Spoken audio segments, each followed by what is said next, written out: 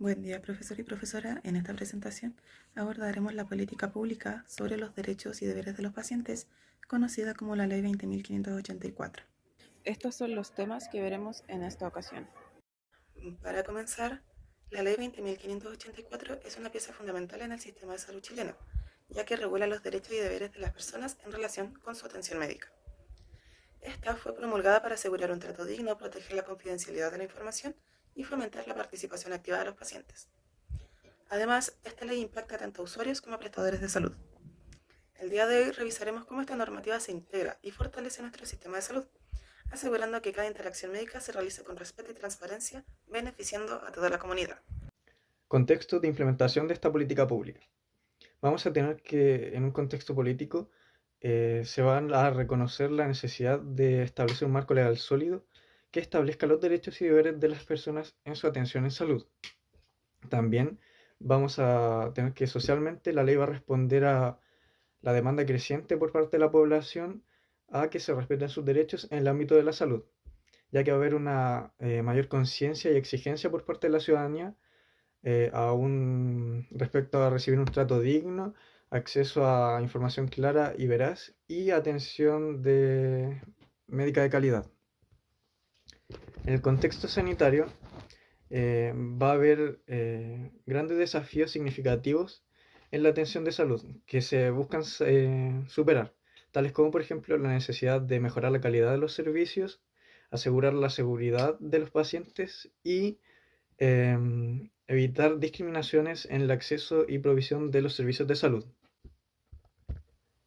En los problemas o aspectos que motivan esta política pública, vamos a tener la necesidad de regular y proteger los derechos de los pacientes, incluyendo el derecho a recibir información adecuada, a dar un consentimiento informado y a recibir un trato digno y respetuoso durante toda la atención médica. También la calidad y seguridad de la atención médica busca garantizar que los prestadores de los servicios de salud cumplan con normas y protocolos establecidos para asegurar la calidad y seguridad durante la atención, previniendo de esta forma, por ejemplo, infecciones intrahospitalarias y el manejo adecuado durante eventos adversos que puedan ocurrir en la atención médica. Y por último tenemos la inclusión y no discriminación, que va a que la salud sea inclusiva especialmente para las personas que tengan alguna discapacidad, ya sea tanto física o mental, y para aquellos que se encuentren privados de libertad, asegurando que tengan una atención de igual calidad y de manera oportuna. Los principales objetivos de esta ley se mencionan en su artículo primero. Y cito: esta ley tiene por objeto regular los derechos y deberes que las personas tienen en relación con acciones vinculadas a su atención de salud, cualquiera sea la forma en que ésta se preste. De esto podemos desprender que los pacientes tienen 5 derechos y 5 deberes. Dentro de sus derechos tenemos el trato digno, el acceso a la información, la confidencialidad, el derecho a segunda opinión y a la participación. Entre los deberes tenemos la veracidad, el cumplimiento de indicaciones, el respeto, el uso responsable y la prevención. De lo anterior, concentramos la información en 3 palabras claves, como lo son la confidencialidad, ya que esta ley garantiza que la información personal y médica de los pacientes se mantendrá privada y solo se compartirá con consentimiento, protegiendo su privacidad. También hacemos uso de la palabra participación, ya que es el involucramiento activo de los pacientes en las decisiones y procesos relacionados con su atención médica, promoviendo la autonomía. Y por último, como palabra clave, tenemos la información, que se define en este caso como los datos y detalles sobre la salud del paciente, tratamientos y procedimientos médicos que deben ser claros y accesibles para el entendimiento y toma de decisiones informadas. La formulación de la Ley número 20.584 de Derechos y Deberes del Paciente en Chile involucró una amplia gama de actores, tanto individuales como colectivos, que participaron en diversas etapas del proceso. Estos actores se pueden clasificar en varias categorías según su rol y relevancia. Yo lo hice en 3: actores políticos, organismos técnicos y profesionales y organizaciones de la sociedad civil. En los actores políticos tenemos a Sebastián Piñera como presidente de la República durante la promulgación de la ley, que si no me equivoco fue en 2012, tuvo un papel crucial en la firma y sanción de la normativa. En el Ministerio de Salud estuvo el ministro Jaime Mañalich, quien lideró la coordinación de las acciones necesarias para la formulación de la ley, la Subsecretaría de Salud Pública, que fue el organismo técnico encargado de elaborar la normativa técnica complementaria y asegurar la implementación adecuada de la ley. Están los diputados y senadores que estuvieron en el Congreso Nacional, legisladores que discutieron y aprobaron el proyecto de la ley, porque su rol fue vital en la revisión y enmienda del proyecto para garantizar que cumplieran con las necesidades del sistema de salud y los derechos del paciente. Y finalmente el Tribunal Constitucional, que dio certificado a la constitucionalidad de la ley, asegurando que las disposiciones de la misma no contravinieran la Constitución. En los organismos técnicos y profesionales tenemos asociaciones gremiales de profesionales del área de la salud. Representantes de estas asociaciones participaron en la formulación aportando su experiencia y conocimiento técnico, especialmente en áreas como la salud mental. Tenemos las asociaciones científicas del área de la salud mental que contribuyeron con investigaciones y conocimientos específicos para fundamentar la creación de la ley. La Comisión Nacional y Comisiones Regionales de Salud Mental, que al ser conformadas por diversos representantes, tuvieron un rol en la discusión y propuestas de normativas y reglamentos también. Y finalmente tenemos las organizaciones de la sociedad civil como asociaciones de usuarios y familiares, entre estas las asociaciones de usuarios de salud mental y asociaciones de familiares de personas con discapacidades psíquicas o intelectuales, que proporcionaron la perspectiva de los pacientes y sus necesidades específicas, representando la voz de sus preocupaciones y necesidades. Ahora, vamos a identificar y discutir cada uno de los derechos y deberes del paciente que se establecen en la ley, así como analizar cómo estos aspectos contribuyen a promover una atención médica de calidad, comenzando por los derechos. Una información clara y oportuna garantiza que los pacientes puedan tomar decisiones informadas sobre su salud. Implica la obligación de los profesionales de salud a comunicar de manera clara y sin tecnicismos excesivos. Una atención oportuna es un aspecto crucial para evitar complicaciones en la salud del paciente. La ley establece estándares de tiempo de espera que los establecimientos debiesen cumplir. La seguridad y protección implica la implementación de protocolos y normativas de seguridad en los establecimientos de salud, así como la responsabilidad de estos de prevenir errores y accidentes. Un trato digno que refuerza la necesidad de una relación respetuosa entre el personal de salud y los pacientes, promoviendo un ambiente de confianza y respeto mutuo. La compañía y asistencia espiritual facilita el apoyo emocional y espiritual durante, por ejemplo, la hospitalización, lo cual es esencial para el bienestar integral del paciente. Un informe médico y financiero asegura transparencia en la atención médica y los costos asociados, permitiendo a los pacientes comprender su situación financiera en relación con la atención recibida. El resguardo de su ficha clínica protege la privacidad del paciente, estableciendo obligaciones claras para los establecimientos de salud en cuanto al manejo seguro y confidencial de la información médica. Aceptar o rechazar un tratamiento refuerza la autonomía del paciente en la toma de decisiones sobre su salud, requiriendo el consentimiento informado para cualquier intervención. Aceptar o rechazar ser parte de una investigación científica, por otro lado, protege al paciente de ser sujeto de investigaciones sin su consentimiento y consentimiento explícito, asegurando que comprenda los riesgos y beneficios potenciales. El respeto a la interculturalidad promueve una atención de salud inclusiva y adaptada a la diversidad cultural, mejorando la satisfacción y efectividad de la atención. Inscribir el nacimiento de su hijo facilita el acceso y la gestión de los registros civiles, adaptándose a las necesidades de las familias. Ahora bien, no debemos olvidar los deberes también. Entregar información veraz es fundamental para una atención adecuada y para la seguridad del mismo paciente, porque una información incorrecta puede llevar a errores en el tratamiento. Cuidar las instalaciones y equipamiento ayuda a garantizar que los recursos estén disponibles y en buenas condiciones para todos los pacientes, promoviendo un entorno seguro y eficiente. Tratar respetuosamente al personal de salud fomenta un ambiente de trabajo saludable y cooperativo, esencial para una atención de calidad. Respetar el reglamento interno facilita la organización y su funcionamiento eficiente del establecimiento, asegurando que sigan procedimientos estandarizados. Informarse acerca de los horarios y modalidades de atención empodera a los pacientes para que aprovechen adecuadamente los servicios disponibles y así también planifiquen sus visitas de manera efectiva. Informarse acerca de los procedimientos de reclamos y consultas facilita la resolución de problemas y la mejora continua de los servicios de salud, promoviendo la rendición de cuentas y la transparencia. Los temas prioritarios abordados en esta ley son los derechos de los pacientes, que incluye el derecho a la información, a la privacidad y confidencialidad, a la libre elección de médico y centro de salud, entre otros. Luego tenemos deberes de los pacientes, que establece las responsabilidades que tienen los pacientes en relación con su salud, como sugieren las indicaciones médicas y respetar al personal de salud. Luego tenemos la participación de la toma de decisiones, que fomenta la participación activa del paciente en el proceso de toma de decisiones sobre su atención médica.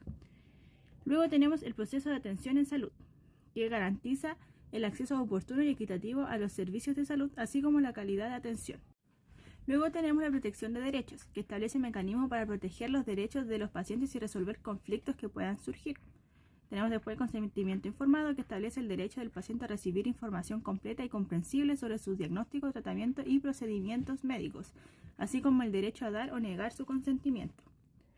Luego tenemos los derechos específicos de grupos vulnerables, que reconoce y protege los derechos específicos de grupos vulnerables como niños, personas con discapacidad, adultos mayores y personas en situación de vulnerabilidad social. Luego tenemos derecho a la segunda opinión, que garantiza el derecho del paciente a buscar una segunda opinión médica sin represalias por parte del equipo de atención médica. Le sigue la confidencialidad de la información médica, que establece medidas para proteger la privacidad y confidencialidad de la información médica del paciente, así como su derecho a acceder a ella. Y por último, tenemos el derecho a la atención digna, que reconoce el derecho del paciente a recibir atención médica que respete su dignidad, integridad y valores culturales. En la evaluación de la política pública, primero se debe decir que todas las personas tienen derecho a poder reclamar por el cumplimiento de sus derechos en esta ley ante algún prestador institucional, el cual debe estar preparado y contar con un sistema de registro y respuesta escrita a los reclamos planteados. Si la persona no recibe respuesta en el plazo de 15 días hábiles, si la respuesta no le satisface o no soluciona la irregularidad por la cual reclamó previamente, puede acudir a la Superintendencia de Salud o a una mediación en términos de la Ley 19.966. La Superintendencia de Salud, mediante un intendente de prestadores, controlará el cumplimiento de esta ley por los prestadores de salud públicos y privados, recomendando medidas para corregir las irregularidades que se detecten, y si transcurrido el plazo que fijó el intendente de prestadores para la solución de las irregularidades, no mayor a 2 meses, el prestador no cumple con las órdenes, será sancionado. En las instituciones de salud se realiza este tipo de encuestas para ver el grado de satisfacción y cumplimiento de la Ley 20.584. Esto les ayuda a mejorar como institución y tomar las medidas necesarias para el cumplimiento de esta ley. Al tener todo el derecho de poder reclamar por nuestros derechos y deberes, se nos hace relevante estas cifras de desconocimiento de esta ley, debido a que a un gran porcentaje, al no conocerla, no puede hacer diligencia respecto al incumplimiento de sus derechos como paciente. Esta gráfica nos muestra el porcentaje de personas que se sintieron insatisfechas o que pasaron a llevar sus derechos. Los que dieron una respuesta afirmativa se muestran quienes tomaron medidas y los que no. Podemos ver que en su mayoría las personas no hicieron nada al respecto. Esto podría estar dado por el nivel de desconocimiento de esta ley, y los que sí en su mayoría no recibieron respuesta ni solución. En esta gráfica podemos notar la gran insatisfacción de la atención médica en diferentes áreas de atención. Junto con ello también hay un gran porcentaje de vulneración de derechos a los pacientes, mayoritariamente la prohibición de FONASA. En el segundo gráfico podemos ver nuevamente un gran porcentaje de personas que al asistir a las consultas médicas no respetan sus derechos o es usual para ellos, por lo que la evaluación del cumplimiento de esta ley está fallando. Por último, tenemos el porcentaje de contribución de las instituciones de salud al cumplimiento de esta ley. Como podemos observar en las gráficas, tanto en ISAPRE como en FONASA, el mayor porcentaje de contribución la poseen las clínicas y centros médicos, a diferencia de los consultorios y hospitales que tienen un gran porcentaje de no contribución. Esto nos indica las áreas a las que se les debe dar mayor atención a la hora de evaluar el cumplimiento de esta ley para que se pueda mejorar la situación tomando las medidas necesarias. Ahora, en la evaluación de la implementación de la política pública por parte de nuestro grupo respecto a un análisis y evaluación de la política pública, queremos dar unos siguientes ejemplos o ayudas que puedan ser beneficiosas para la mejoría. El primer punto es seguir realizando la encuesta de satisfacción. Creemos que recibir la información de primera mano de aquellos que se atienden en los centros de salud es de vital importancia, ya sea sus críticas positivas o negativas, porque nos ayudarán o a mantener lo que se realiza de buena forma o a cambiar lo que está negativo y que debería cambiarse completamente. Ahora los siguientes dos puntos van enlazados. Queremos generar un comité en los centros de salud, ya sea con los profesionales que se encuentran actualmente o con gente que haya que contratar, y para poder realizar una comunicación directa con la junta de vecinos que sean del sector. ¿Quiénes saben mejor que aquellos que se atienden en los centros de salud? ¿Para qué? Para poder mejorar la atención, los tiempos. Y esto es respecto a los siguientes puntos también. Difundir a través también de estos comités el conocimiento de la ley. No solo los profesionales tienen el deber y el derecho de conocer esta ley, sino también las mismas personas que se atienden. Son ellos quienes deben hacer valer sus derechos y conocer también sus deberes dentro de los centros asistenciales. La capacitación del personal de salud de vital importancia también para hacer efectiva el cumplimiento de la ley, y que a raíz de esto se hagan evaluaciones constantes de que los profesionales que trabajan en los centros de salud conozcan esta ley y las hagan valer y garanticen que el personal está preparado para aplicarla. ver los resultados en la calidad de la atención, ver si a través de la encuesta y de este comité de comunicación directa con la Junta de Vecinos pueden mejorar la satisfacción del paciente, en los tiempos de espera, que se disminuyan las tasas de complicación y que mejore la atención centrada en el usuario. Y por último, el acceso a la justicia y a la resolución de conflictos. Que esas quejas o los reclamos que recibamos de los vecinos, de los usuarios de los centros de salud, tengan una resolución rápida, eficaz y que la percepción luego de la resolución de la gente sea positiva. O sea, que tengamos un feedback positivo de, ya, nos llegó esta queja, podemos, la solucionamos y encima tenemos un feedback de que el arreglo está funcionando. Ahora, en conclusión, la ley 20.584, que es la ley de derechos y deberes, nace en función a la insatisfacción de la gente que se atiende en los centros de salud. Esta ley tiene muchos orígenes políticos, sociales, sanitarios, pero todos convergen en otorgarles derechos y deberes a los usuarios que se atienden. Hay varias formas de evaluación de esta ley, pero todos presentan un descontento. Quizás nuestras opciones no vayan a cambiar el paradigma completamente de esta ley, pero sí queremos avanzar y mejorar. A continuación está la bibliografía y muchas gracias por su atención.